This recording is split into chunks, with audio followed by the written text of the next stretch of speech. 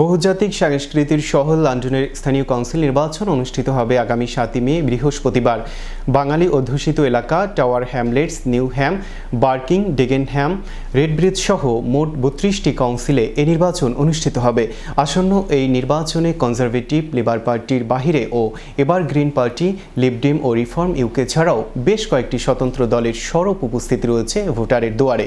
32টি বাড়ায় 1800-এর বেশি কাউন্সিলর প্রার্থী প্রতিদ্বন্দ্বিতা করছেন এবারে নির্বাচনে প্রার্থীরা ভোটারদের দুয়ারে শিক্ষা, স্বাস্থ্য, আবাসন, পার্কিং, ক্রাইম সহ নানা বিষয় নিয়ে কথা বলছেন প্রার্থীরা। আজ চ্যানেল ইউরোপের সাথে কথা বলেছেন কাউন্সিলর প্রার্থী অ্যাডভোকেট আমিরুল ইসলাম। আসসালামু আলাইকুম, আমি advocate Amirul Islam, councillor candidate Tower Hamlets independent পার্টিতনে সেন্ট ডানস্টেন ওয়ার্ডতনে খাড়াইছি। আপনারা 7 মে আমার সহযোগিতা কর্তা ভোট দিতা।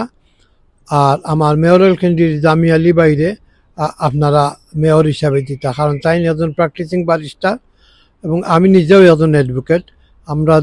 আমরা ব্যাকগ্রাউন্ড হইল ল এবং আমরা চেষ্টা করবো।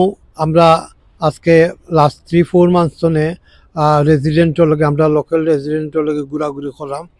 তারা বিভিন্নভাবে তারা হতাশায় আছেন, বিশেষ করে housing problem, anti social behaviour, আমরা এইগুলা দেখবো ইনশাল্লাহ।